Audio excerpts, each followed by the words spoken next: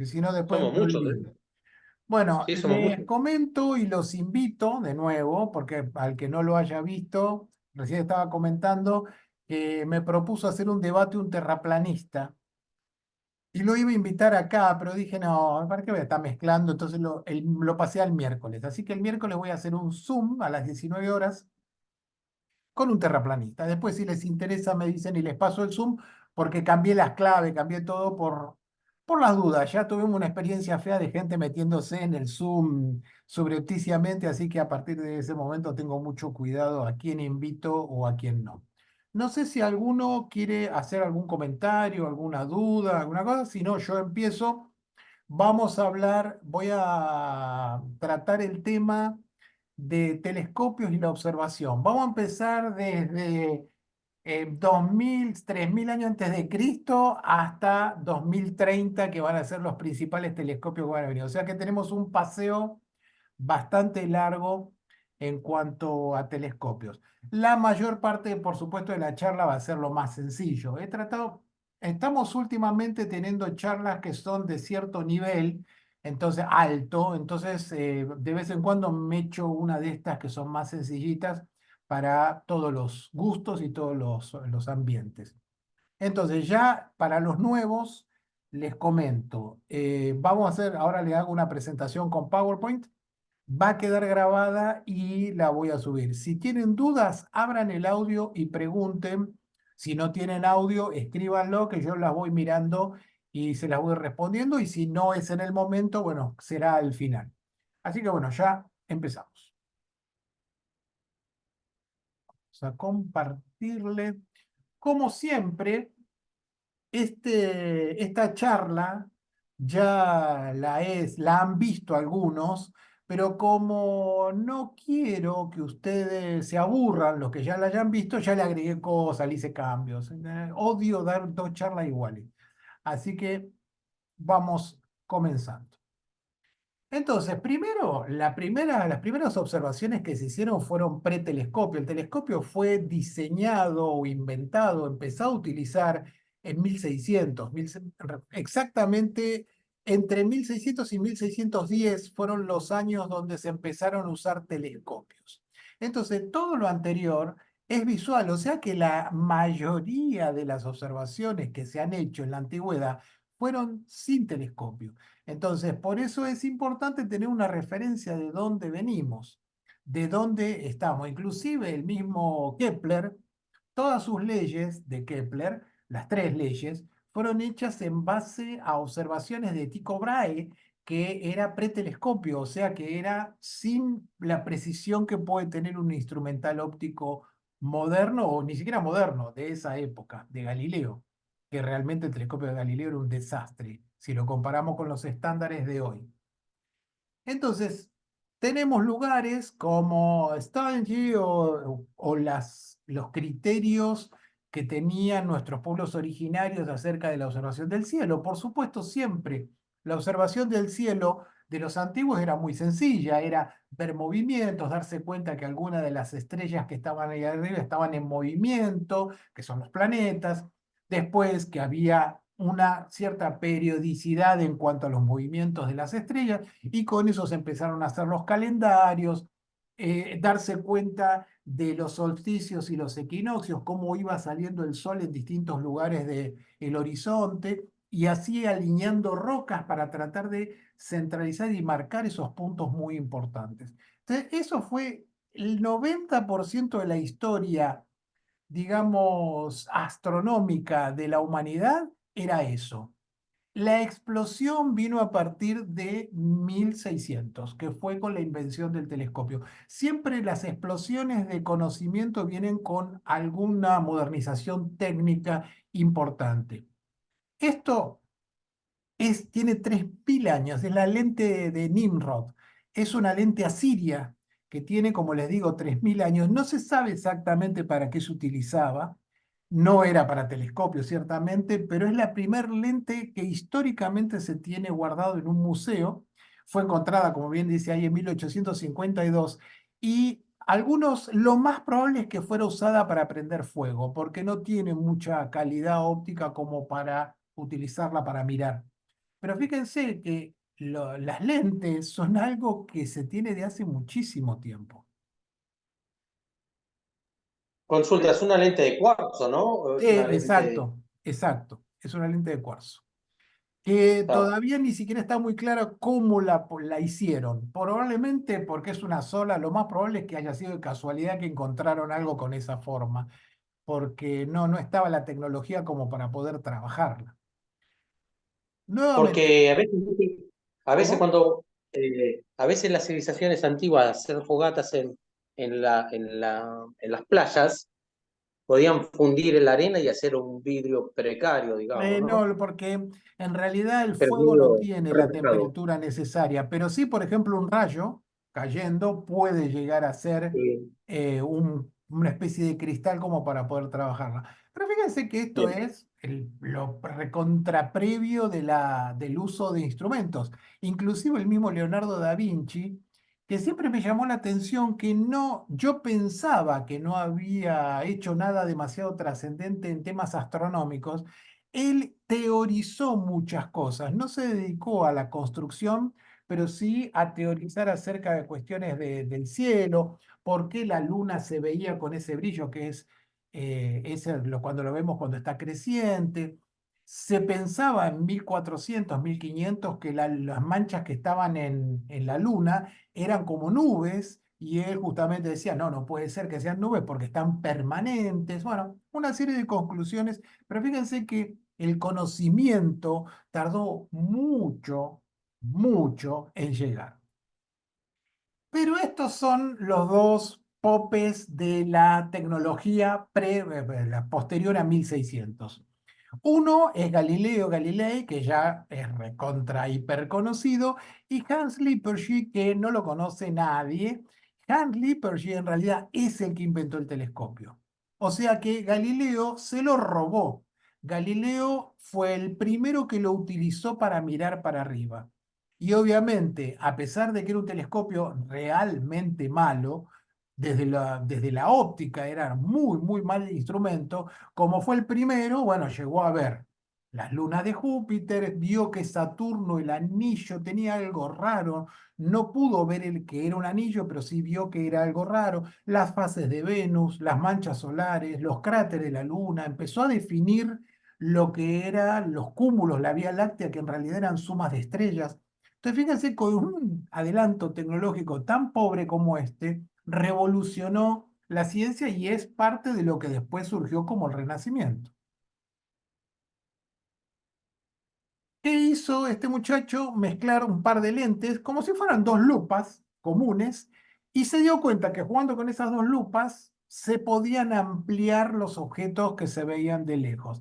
Esto inicialmente, que era algo tan sencillo, utilizando la refracción, que es un efecto óptico que lo vemos ahí en el vaso, que parece que el lápiz está cortado en el agua. ¿Por qué? Porque son dos medios transparentes de distintas densidades.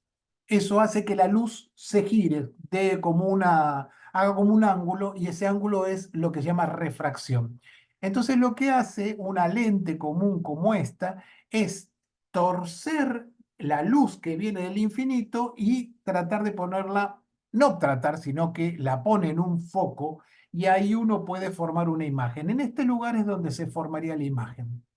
¿Por qué pongo esta lente en particular? Esta lente es una horrible, es una zona lente y lo que hace es descomponer la luz. No solamente la hace doblar, sino que cada color dobla en un ángulo diferente. Y eso hace que cuando vos mirás una imagen es horriblemente desastrosa porque justamente lo que hace es descomponer un poco la luz que viene desde el infinito. Entonces, el problema que tienen este tipo de lentes es que se ve así. Si vos agarras la luna, se ve de un lado roja, del otro lado azul, se llama aberración cromática. O sea, uno de los problemas gravísimos que tienen los telescopios refractorios, que tenían ya, eso se fue mejorando, pero vamos a hacerlo históricamente, vamos a hacer que tienen, es que adolecen de este problema de la aberración cromática. Y se pensaba que era algo inherente al telescopio refractor, o sea, acá lo tienen a Newton descomponiendo la luz, ¿Y por qué se descompone la luz? Porque fíjense el dibujito este que está acá. La parte central de la lente es como si fuera un rectángulo, vamos a hablar fácil, pero arriba y abajo son dos prismas. Entonces, la parte externa de las lentes descompone la luz en los colores del arco iris. Entonces, eso es lo que fabrica o lo que genera la aberración cromática. Y como les decía, durante muchísimo tiempo se pensó que no era posible arreglarla. ¿Por qué? Porque era inherente a la lente, a la forma de la lente. Entonces, primero, fíjense una cosa que es importante. Cuando uno tiene un telescopio refractor que es de mala calidad, se le puede poner un anillito por afuera para que elimine la parte externa de la lente y elimina la peor parte de la lente. Entonces podés mejorar, a pesar de que te achica un poco la óptica, mejorás enormemente la calidad óptica final. Entonces, a veces, esto es una forma de resolver el problema de la aberración, pero no es una solución, en realidad no es ninguna solución. Lo otro que se dieron cuenta en la antigüedad es que cuanto más larga era donde se formaba la imagen, la lente, si es muy cortita, es así, pero se va poniendo cada vez más paralela cuanto más focal tiene. Y eso se dijeron, bueno, entonces hagamos focales muy largas para evitar la aberración. Y vinieron aberraciones como estos telescopios, que esto existió realmente, el telescopio de Belius, un telescopio que debía tener como 50 metros de focal, una lente así, realmente ver algo con esto. Si alguna vez usaron un telescopio, tratar de poner algo con una focal de 1 metro o dos, ya es complicado. Imagínense centrar algo con esto, era prácticamente un milagro. Pero bueno, era la solución en ese momento para tratar de eliminar la aberración cromática que tanto molestaba. Hasta que llegó este muchacho, hasta que llegó John Dollond, que se le ocurrió una manera de mezclando dos lentes, poniendo una lente como la anterior, la de Galileo, y otra puede llegar a corregir la aberración de la primera. O sea, entre ellas se anulan y hacen que el telescopio casi no tenga aberración. Se llaman lentes acromáticas o dobletes acromáticos porque son dos lentes. Hoy en día hay unos telescopios que todos nos babeamos, que se llaman tripletes apocromáticos, que tienen tres lentes y corrige más todavía. Virtualmente no tienen aberración cromática, pero son caros. O sea, el problemita es el precio. Fíjense, en esa época, 1600, fines de 1600, miraban Saturno y lo veían así. Imagínense el horrendo telescopio que hay que tener para ver Saturno como si fueran una pelota con dos lunitas o deforme, ovalado. Esto era lo que veían. Imagínense, esta imagen me gusta mucho porque les aclara muy bien el nivel bajo de los telescopios previos a 1700. Realmente eran muy, muy, muy malos. Y al lado tienen una foto de Saturno moderna para que vean que la diferencia es monumental. Después vino otra persona, que ya saben la mayoría quién es, el amigo Newton, que entre las docenas de cosas que hizo por la ciencia, hizo este telescopio, un telescopio que se llama newtoniano. El telescopio de Newton o newtoniano tiene lo interesante que, como tiene espejos, no tiene aberración cromática, porque la luz se refleja en los espejos. Entonces ya no se descompone la luz, por lo tanto deja de tener aberración cromática.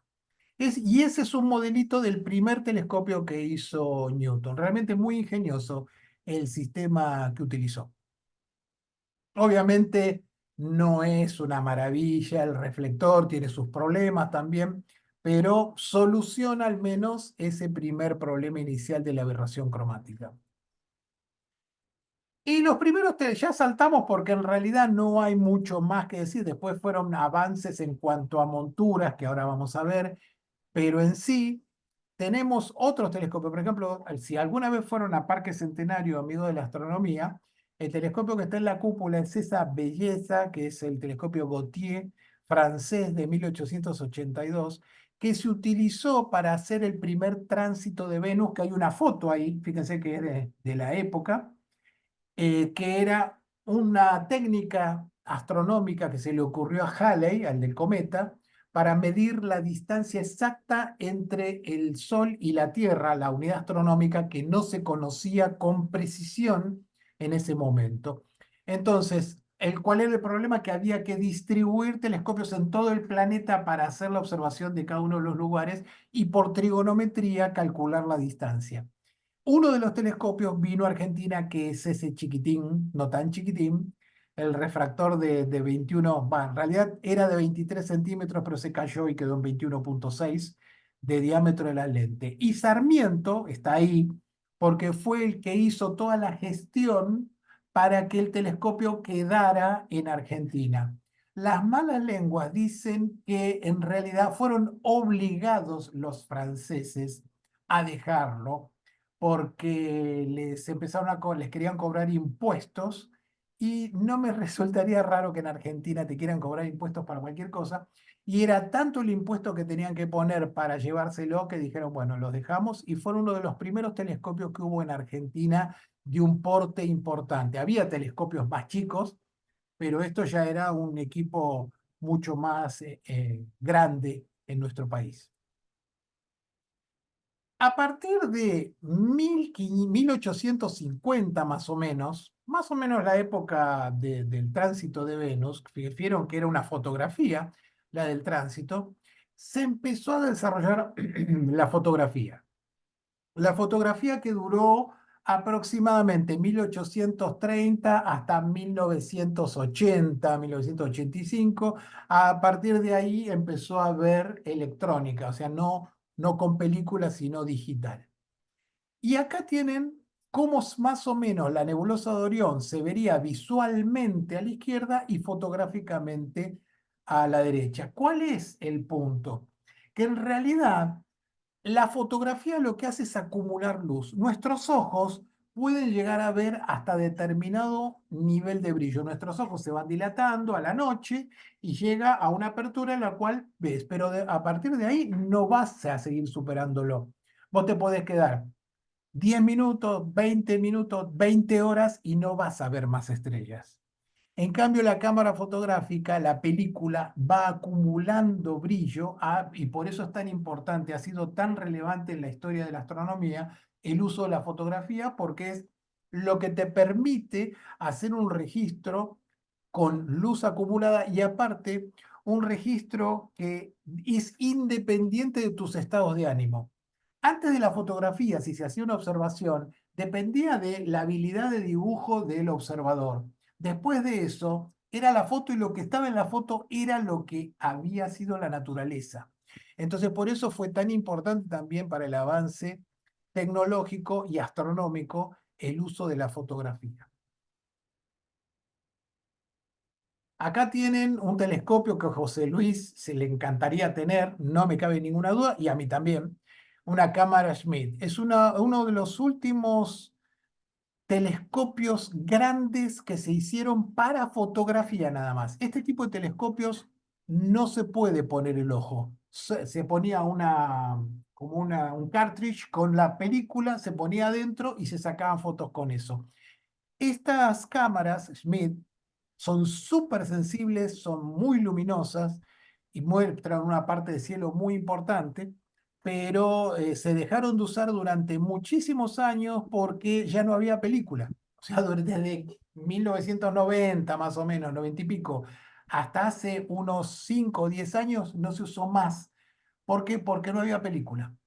Y decís, bueno, pero le pueden poner un sensor y ya está. No, porque tiene un campo curvo, entonces necesitaban un sensor de forma curva, y es una curva importante, no es que es apenita, es una gran curva que tiene que hacer. Y ahora, hace unos 5 o 10 años, le fabricaron un CCD curvo para las cámaras MIDI. Entonces ahora está trabajando nuevamente esta maravilla técnica.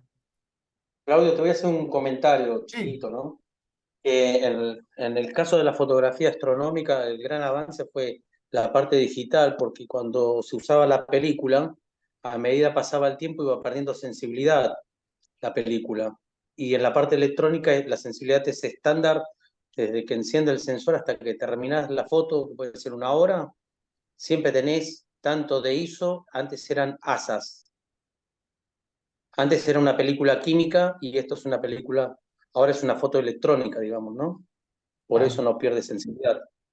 Exactamente, o sea, son avances como es tan importante el uso de CC, como dice José Luis, tan importante el salto de película a CCD o ascensor, cómo fue de mirar por el telescopio a la fotografía o cómo fue de pretelescopio al telescopio. Son saltos tecnológicos que hacen un cambio enorme en los resultados y en la calidad de los resultados que se puede obtener. Entonces vos decís, la película, uy, sí, qué bueno, qué genial la película, pero comparado con lo que se hace hoy en día, es una porquería. De hecho, hoy, un aficionado con un telescopio de 20 centímetros de diámetro o menos puede sacar mejores imágenes que en esta época con un telescopio de 1,5 metros o 2 metros de diámetro de hace 50 o 60 años. Es decir, ¿no puede ser? Sí puede ser. Realmente es así de sorprendente el avance tecnológico que hubo. Y ahora van a ver un par de cosas más técnicas que se han hecho. Entonces, volviendo a lo que comentaba José Luis, fíjense que esto es la nebulosa de Orión tomada con una película, esto es película, una foto común que podríamos haber sacado hace 30 años con una película, y abajo la misma región, pero con CCD. Fíjense el nivel de detalle que tiene una y que tiene la otra. Fíjense que esta entradita que hay acá es esta entrada que hay acá, que apenas se llega a notar que hay alguna estructura, pero fíjense acá la cantidad de nebulosas. Les reconozco una cosa, el telescopio de abajo es más grande que el de arriba, pero igual, aunque fuera el mismo telescopio, el nivel de detalle que puede obtenerse con un CCD y el nivel de procesamiento que se le puede hacer a estas fotografías es tan alto que es superior en cualquier modo, sentido que quieran dar. Vamos a la siguiente. Después otra cosa que se fueron desarrollando cada vez mejores son las monturas. ¿Se acuerdan la que vimos, la foto que vimos recién de Newton, que era como una pelota que podías moverla para todos lados? Una cosa muy sencilla, muy práctica, o sea, estaba muy bien, pero con las deficiencias de un aparato bastante este, grosero, si quieren, en un punto. En cambio ahora, desde hace unos años, y sinceramente no sé quién, hace muchas veces, pasa que no era tan importante para buscarlo, no sé quién fue el diseñador de la primer montura ecuatorial, que sería interesante buscarlo, capaz que alguno sabe, yo la verdad que nunca me enteré. Entonces, las monturas de los telescopios, ¿qué necesitas para un telescopio? El tubo, que es el que sostiene la óptica, y necesitas una montura que es la que te permite mirar para allá, para arriba o para abajo. Hay monturas muy elementales como la primera que dice altazimutal o azimutales, que son los más sencillos, se mueve sobre el horizonte, para arriba, para abajo y para de contar. En cambio, después vinieron unas monturas que son estas ecuatoriales, que tienen un eje inclinado. No vamos a entrar en detalles, simplemente para que sepan que hay monturas ecuatoriales y que son monturas que eventualmente se pueden llegar a motorizar. Se le puede montar un motorcito para que compense la rotación de la Tierra y se pueden hacer muy buenas fotos fácilmente. Y después tenemos monturas como esta, que son de madera, que las llaman dobsonianas. El tipo que la hizo por primera vez, el que la diseñó, se llamaba John Dobson, y se llaman monturas dobsonianas. Y tiene, o telescopios dobsonianos, y tiene un montón de ventajas, fundamentalmente para lo que es el peso, el transporte, son bastante fáciles. Y acá entramos en un punto que me parece que es bueno aclararlo en este momento. Si ustedes quieren un telescopio, tienen que pensar para qué quieren ese telescopio. No importa que tengan 10 millones de dólares en la cuenta y yo quiero un telescopio más grande, no, porque no siempre les va a servir el telescopio más grande. Tienen que pensar seriamente si lo quiero para transportar, lo quiero para sacar fotos, lo quiero para observar planetas, lo quiero para hacer observaciones generales, lo quiero para astroturismo. Cada telescopio tiene su ventaja y su desventaja. Entonces, primero hay que analizar todo eso antes de decidirse ir y comprar o hacerse un telescopio. Acá tienen, por ejemplo, lo que se puede hacer con fotografía o con cualquiera de estos aparatitos que estamos viendo ahora, es un tránsito de la Estación Espacial Internacional adelante de la Luna. Esto se puede hacer sin demasiado equipo, sin demasiadas complicaciones, solamente hay que tener la predicción de cuándo va a suceder, pero este tipo de cosas se puede hacer ahora que realmente hace muchos años era prácticamente imposible. Ahora terminamos con los telescopios y los avances más o menos sencillos, los tipos de montura y todo lo que hay, y vamos a ver los detalles de por qué se busca poner telescopios en órbita, por qué el James Webb, por qué el telescopio Hubble, por qué no hacer un telescopio grande en tierra y ya está. El tema es, y acá tiene una fotito del Hubble, el problema es que cuando uno está mirando desde la superficie de la Tierra, tenemos atmósfera, que es una ventaja y una desventaja. La ventaja es que respiramos. La desventaja es que te enturbia la imagen porque como hay distintas temperaturas, el aire se mueve, tiene distinto índice de refracción y la luz se va quebrando desde que viene desde el espacio hasta nosotros y el resultado final es que las estrellas titilan o los objetos titilan en el cielo. Vos decís, ay, qué linda como titila, sí, pero es porque es una porquería lo que estás viendo. Cuanto más titilan las estrellas, es peor la calidad de la noche. Entonces, por ejemplo, acá tienen el primer Saturno tomado con pues, turbulencia y al lado con una noche relativamente buena porque tampoco es gran cosa. En estas condiciones, la imagen de abajo que ya habíamos visto antes sería prácticamente tomada con el telescopio espacial. No es, pero es para que sepan, para que vean la diferencia. ¿Por qué? Porque al estar fuera de la atmósfera, me evito todos los problemas de turbulencia, todo, prácticamente todo me lo evito desde lo astronómico. Entonces decía, bueno, para que pongamos telescopio en órbita, bueno, no es tan fácil, porque hay que manejarlo allá arriba, tiene sus desventajas, pero ya vieron el Hubble hace, creo que ya van como para 30 años de resultados súper exitosos. Entonces es muy importante. Y al final les voy a mostrar una comparativa de imágenes y van a ver por qué es tan importante poner cosas en el espacio. Y otra cuestión es que los telescopios lo que hacen es registrar información. Nuestros ojos reciben determinados colores que van desde el rojo hasta el azul violeta. Eso es lo que nosotros podemos ver. Pero eso es insignificantemente pequeño acá en el medio y después para los otros lados hay montones de frecuencias hacia las ondas de radio o hacia el infrarrojo, perdón, a los rayos gamma, que no vemos. Entonces también es importante tener telescopios que puedan ver y sensores que puedan detectar estas frecuencias. ¿Y cuál es el problema que tenemos? El problema que tenemos es que nuestra atmósfera no es transparente a todos. Por ejemplo, fíjense, esta línea muestra qué tan transparente es. Por ejemplo, todo lo que sea rayos gamma, rayos X, ultravioleta duro, no pasa, lo cual es una ventaja porque si no estaríamos teniendo mutaciones todo el tiempo. O sea, nuestra atmósfera nos protege. Pero si hay un objeto ahí arriba que queremos ver, no se puede ver que emite fundamentalmente en rayo gamma, no lo podemos ver. Por eso la única forma es con un satélite de poder verlo.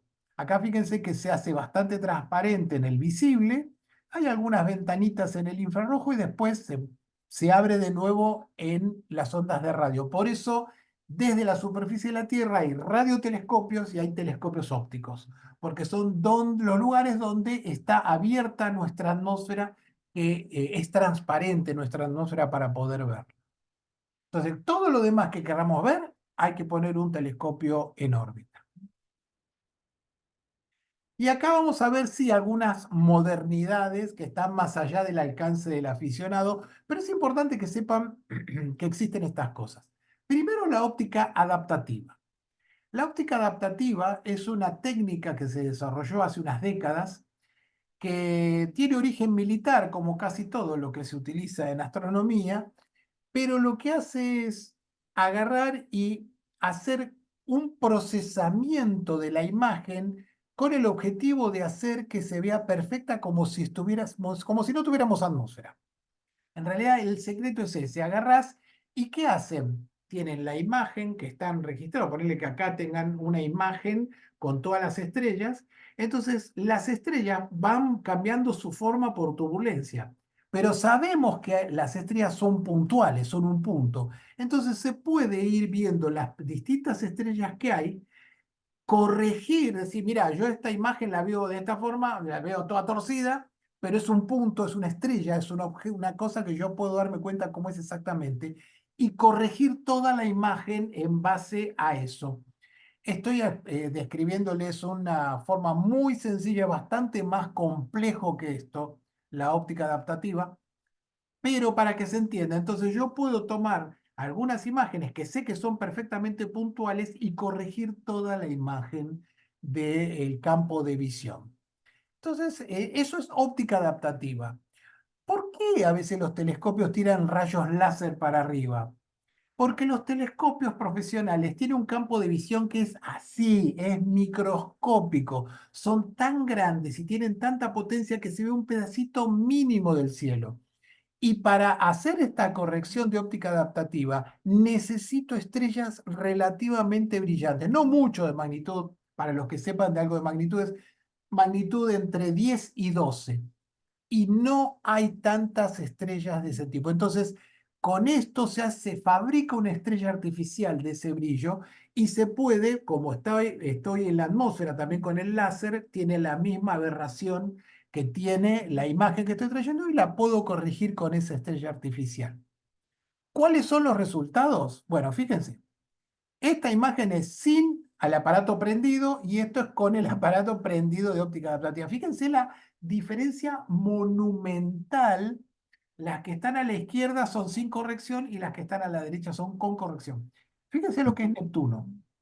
Neptuno es una mancha con 3 píxeles y cuando conectas la óptica adaptativa se ve hasta la estructura de las nubes. Es realmente notable la diferencia. Y decía, Claudio, bueno, pero entonces, ¿para qué poner telescopios en órbita? Si ya con esta definición, antes estaban buscando ponerla porque acá la turbulencia hacía que no hubiera definición. Ahora con esto sí, no, pero seguimos perdiendo las partes de la atmósfera que no son transparentes. Entonces se siguen poniendo telescopios en órbita por ese motivo. Pero la calidad que tienen ahora los telescopios profesionales con óptica adaptativa es monumental. De hecho, supera ampliamente lo que harían habitualmente. Y Claudio, discúlpame, sí, No. la óptica adaptativa, digamos que los rayos láser simulan ser estrellas, entonces claro, exacto. calibran sus estrellas artificiales. Estás fabricando una estrella artificial en el campo para poder hacer la corrección de toda la imagen. Perfecto, gracias. De O nada. sea, cada láser, cada haz de láser crea una estrella artificial. Claro, exacto. O sea, en Ah, general lo que haces es tratar de hacer 3 o 4 que cubra todo el campo, entonces tenés toda la posibilidad de corregir toda la zona de la fotografía o de la imagen que estás mm. obteniendo. Por eso suelen ser varias los Igual láser. es medio raro eso, ¿no? Para entenderlo. Está bien. No, pero bueno, que esto Pero, hay que leer un poco, meterse en el tema porque es bastante más sofisticado, porque inclusive hay espejos deformables que se utilizan, que se deforman en función de la turbulencia. O sea, esto que yo les estoy explicando es el comienzo, la puntita del iceberg para tratar de entender cómo funciona la óptica adaptativa, pero es bastante más complejo técnicamente de lograrlo. Pero en este momento se pueden hacer cosas absolutamente sorprendentes con la tecnología y Justo los telescopios. simulaban deformar el espejo, ¿no? Sí, Porque como son deformar el espejo para que la imagen se vea puntual. Pero bueno, exactamente. Lo que se hace con una película que se puede completamente se puede deformar, va replicando la turbulencia y va corrigiendo la imagen. Entonces vos mirás y tenés una imagen perfecta, sin turbulencia. Pero perfecto. bueno, insisto, es bastante complejo. Si no lo entendieron, no se preocupen, pero al menos ya saben que existe la óptica adaptativa. Y también desde hace unos años existe la óptica activa. La óptica activa es otra cosa. Fíjense la foto esto es un espejo de un telescopio. No sé si lo ven acá, está el tipo con el brazo tocando la parte de arriba del espejo. Este es el telescopio de Monte Palomar.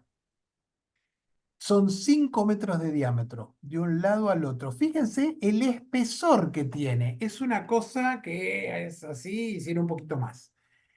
¿Cuál es el problema? El vidrio, o en ese caso es un Pirex, el vidrio se deforma cuando es muy grande. O sea, el vidrio cuando tiene tanto peso y es relativamente eh, móvil el vidrio, es como si, salvando la distancia, como si fuera una jalea muy, muy espesa. Vos la ves y Es, está durita, pero se va deformando. El espejo es lo mismo. Cuando es muy grande, se deforma. Entonces, el telescopio de Monte Palomar es en la práctica el telescopio más grande que se puede hacer con la técnica tradicional. La técnica tradicional tiene esta limitación por el vidrio y el material que estás utilizando, que se deforma. Entonces, ¿cómo existen telescopios de 8 o 10 metros de diámetro? Porque se utiliza lo que se llama óptica activa. Un técnico que me parece que es de Chile, me parece que es de Chile, que se llamaba Ángel, me acuerdo porque es Angel de apellido, tenía se le ocurrió hacer espejos finitos, pero apoyados sobre un montón de actuadores, que así se llaman, de fondo, que van deformando el espejo y le van dando la forma que ellos quieren. Fíjense que antes el espejo se apoyaba sobre unas patas fijas y nada más. Hoy se apoyan sobre todo este sistema de pistones que van, se levantan, bajan, muy, muy suavemente, se pueden levantar. Entonces, al apoyarle el vidrio arriba, finito, lo acomodan al tamaño que uno quiere. Es una tecnología tremendamente avanzada, pero que hoy se puede hacer. Acá tienen un detalle de los actuadores, ven que son los pistoncitos que están sosteniendo. A veces tienen 300, 200 pistones que van pudiendo, que van deformando el espejo. Y fíjense la siguiente imagen. Acá tienen de nuevo la imagen del Monte Palomar, fíjense, y este es el espesor del espejo moderno. Ven que es así comparado con el otro. Porque inclusive ya no se usa más vidrio, se usan cerámicas para que no tenga tanto problema con la dilatación por el calor. Así que noten la tremenda diferencia. ¿Y por qué se puede hacer? Porque se utiliza óptica activa. Si no hubiera sido por la óptica activa, no tendríamos telescopios gigantes, porque no se podrían hacer. Después otra técnica interesante en la astronomía se llama interferometría. ¿Qué es? Que yo puedo agarrar, la primera vez que se utilizó fue con radiotelescopios, en ondas de radio, por eso les muestro esto. ¿Qué es? Que yo puedo tomar de muchos lugares una imagen y reconstruir la imagen real como si tuviera un telescopio del tamaño de la separación de las antenas. Lo repito. Suponete que tenés un telescopio de 1 metro. Ese telescopio va a tener la definición de un telescopio de 1 metro. No es difícil de entender. Pero si yo tengo dos telescopios de 1 metro y los separo 10 metros, voy a tener en la imagen y después procesada, voy a obtener la definición de la separación de los dos. O sea, voy a tener una definición de 10 metros. ¿Se entiende? Es así. Pero Con que me hagan así ya me conformo. también, Bueno, pero José, en y un así telescopio óptico, ¿cómo? perdón, en un telescopio también lo podés hacer eso. Ahora va, sí, ahora sí se puede hacer. Ah, Antes, sí, bien. así se fotografió el agujero negro, ¿no? exactamente, el agujero negro se utilizaron telescopios en todo el planeta, esto se llama Very Large Array, son BLBI, pero también hay uno que es planetario, o sea, pones una antena en Estados Unidos, una antena en Argentina, una antena en África, y con eso tenés la definición de una antena del tamaño de la Tierra. Por eso justamente y la definición depende del diámetro del instrumento utilizado. Cuanto más grande es, más definición tenés. Por eso es tan importante utilizar estas tecnologías de interferometría. Está bien, Claudio, pero en un telescopio óptico, ¿podés separar los telescopios y sacar una misma imagen? Sí, ahora lo vamos a ver. Ahora Bien. es lo que viene. ¿Por qué se usó primero en esto? Primero porque antes no se obtenían imágenes digitales. Esto siempre fue digital. Siempre las antenas de radio detectaron información que se podía hacer numérica. Entonces era fácil procesarla. Y además, como las ondas de radio, esto para los nuevos que no sepan nada, no tapen los oídos, no se preocupen. Las ondas que utiliza, las ondas de radio, tienen una longitud de onda mucho más grande, entonces es más fácil medir distancias y que no haya errores.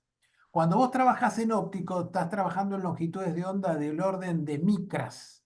Entonces es muy difícil medir con tanta precisión las distancias entre los telescopios. En la década del 80, en la década del 70, no se podía hacer. Hoy sí se puede hacer. Por ejemplo, bueno, esperen que me olvidé de esta imagen. Esto es tratar de que entiendan de qué se trata hacer interferometría.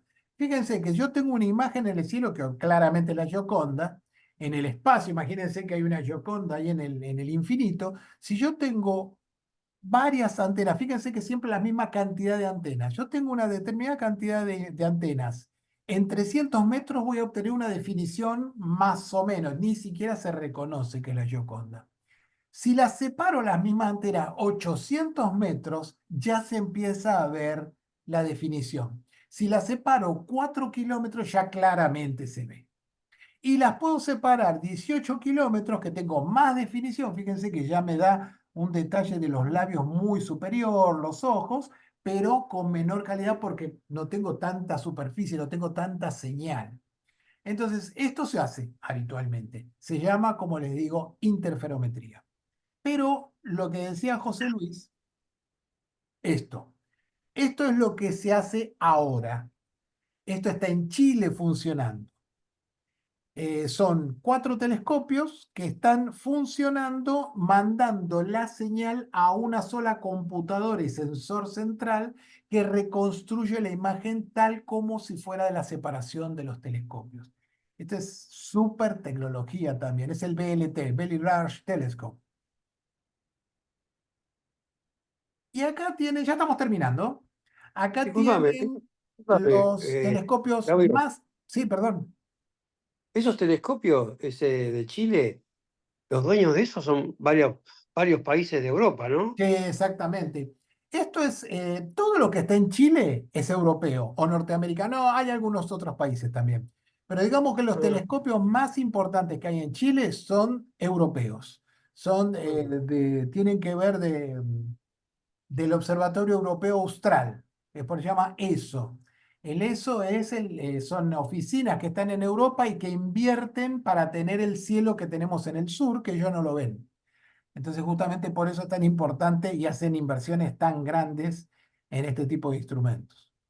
Pero sí, es, claro. es muy caro para que lo haga un solo país. Y acá tienen los telescopios más grandes que se vienen. Todavía no están terminados. El de 39 metros es impensable. 39 metros de diámetro tiene el espejo que se está haciendo en Chile y en Hawái uno de 30 metros.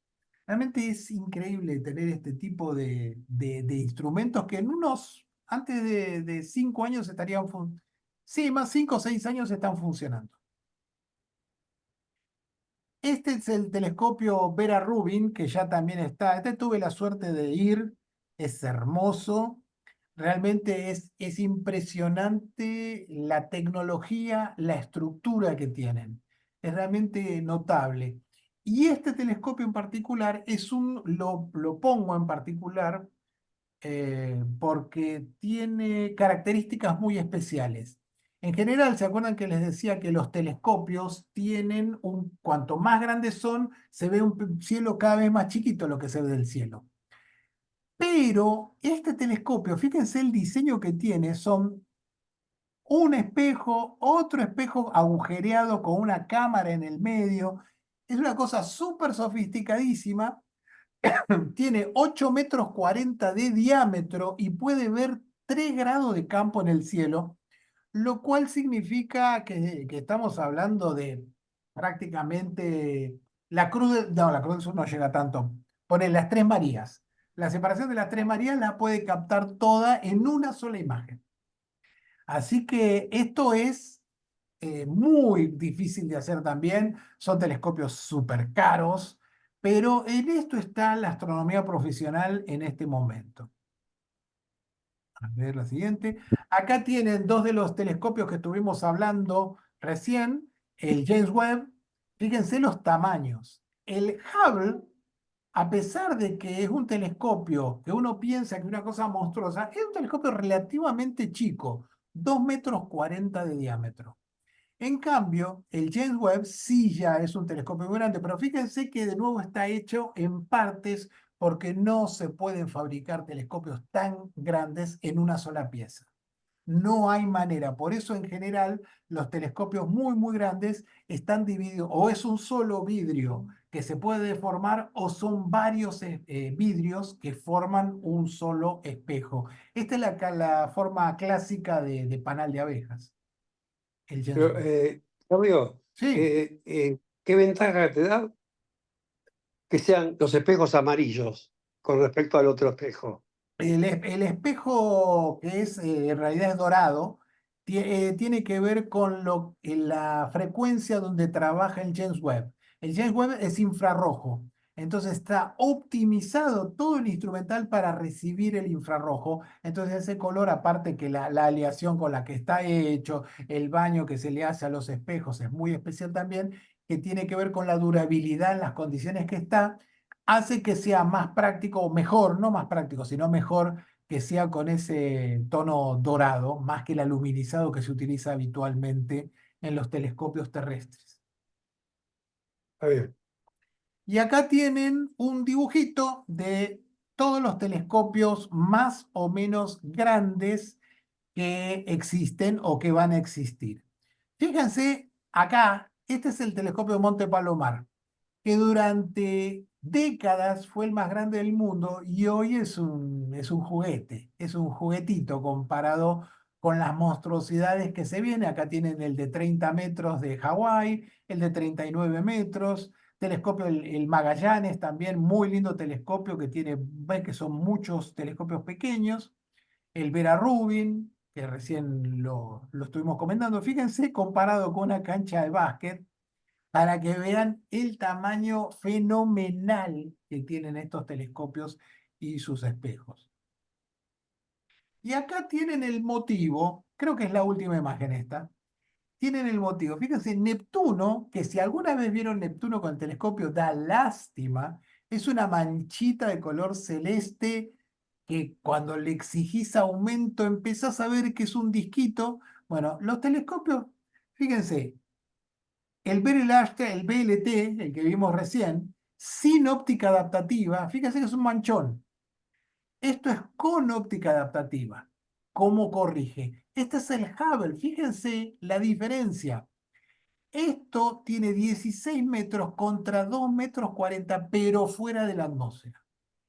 Fíjense que son casi equivalentes la calidad que tiene el Hubble con respecto al uno de 16 metros con óptica adaptativa, no cualquier cosa. Y este es el Magallanes, todavía no existe el Magallanes, tiene 24, va a tener 24 metros de diámetro y fíjense la definición que va a tener. ¿Por qué? Porque es enorme y usa óptica adaptativa. Entonces esas dos cosas hacen que sea tremenda la definición que van a tener. Sí, era la última. Bueno, ahora viene la parte de dudas, si es que tienen dudas. Ahora, discúlpame, Claudio, Sí, dale. ¿por qué, viste, los 4 telescopios de Atacama, Sí, los que los maneja la Unión Europea, no sé sí, sí, qué? el BLT, que lo vimos recién. O sea, ese lugar tiene mejor cielo que el nuestro, que puede ser en San Juan, algún lugar de la zona No, norte nuestra, altiplano. no, no, pero bueno, si quieren les comento un poco de política. No, no se van a Ah, sentir muy contentos. Eh, Europa estaba buscando los europeos no es que son buenos y quieren poner telescopios en Chile. Ellos necesitan ver este cielo porque en Argentina, en Chile, en la parte del hemisferio sur, en Australia también, pasa por arriba de nuestras cabezas la Vía Láctea. Desde el hemisferio Sí. sur la tienen súper baja, del hemisferio norte, perdón, la tienen súper baja. Entonces, vos la tenés acá arriba y es mucho más fácil de analizarla, está fuera de las aberraciones que produce la atmósfera. Entonces, es muy importante poder tener telescopios en el hemisferio sur. Entonces, los europeos empezaron a buscar y la primera opción fue Argentina. La primera opción fue Argentina porque para ellos era más cómodo venir hasta acá por una cuestión de los aeropuertos, las facilidades. Y era época de la década del 70 que estaba gobierno militar y vinieron a ofrecerlo y le dijeron, no, nosotros solamente trabajamos con telescopios argentinos. Y los europeos le dijeron, ah, sí, listo, nos vamos a Chile. Y ahora Chile tiene los mejores observatorios del mundo.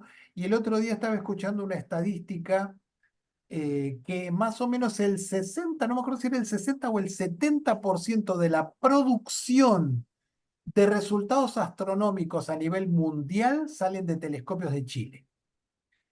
Lamentablemente fue una cuestión política mezclada con estupidez. Y bueno, por eso ahora todos los observatorios más importantes están en Chile. Pero la calidad de Sí, cielo que hay allá y la que hay acá a la altura de San Juan, Mendoza, es prácticamente la misma. o sea que los de Chile son los más importantes del mundo. Sí, Mm. así es. Así Hacemos todo es. mal, ¿no? Bueno, Hacemos todo pero mal. ellos tuvieron la inteligencia de darse cuenta de que venía algo muy importante. Y de hecho, no solamente fue muy importante para la investigación científica, sino que al tener tantos observatorios, al tener tanta inversión, tener científicos que vienen de afuera, te moviliza todo el país. Parece que no, pero te moviliza, no sé si te digo el país, pero la región, la provincia en la que estamos hablando, todo el norte de Chile, tiene un nivel muy alto por ese motivo, porque tiene también Claro. todos los observatorios, un montón de cosas que lamentablemente nos hemos perdido.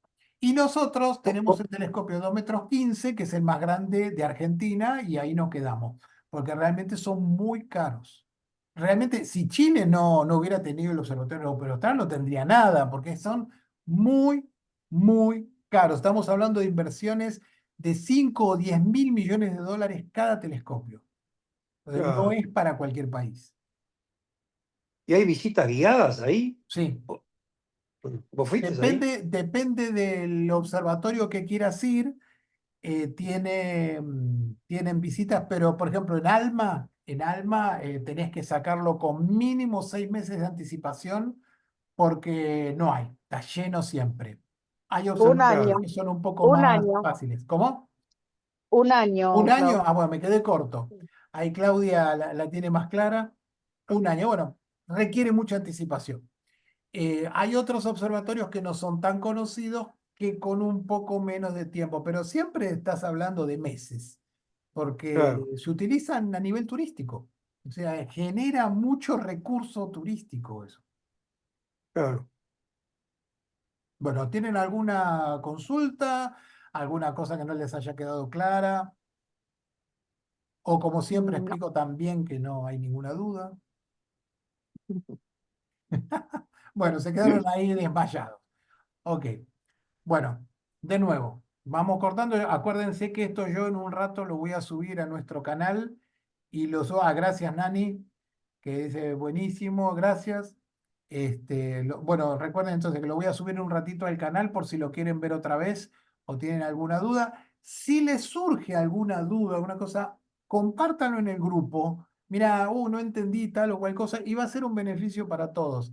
Así podemos ir también haciendo que el grupo se mueva con información interesante. Y el miércoles voy a ponerme a discutir con un terraplanista, así que si quieren venir, están invitados. Así que bueno, nos estaremos viendo, gente. ¿Sí? Gracias. Buenísimo. Nos vemos. Nada, Avisalo el miércoles entonces. Dale, el miércoles nos divertimos un rato. Gracias, Clau, interesante la charla. Gracias. Chau, chau. Chao.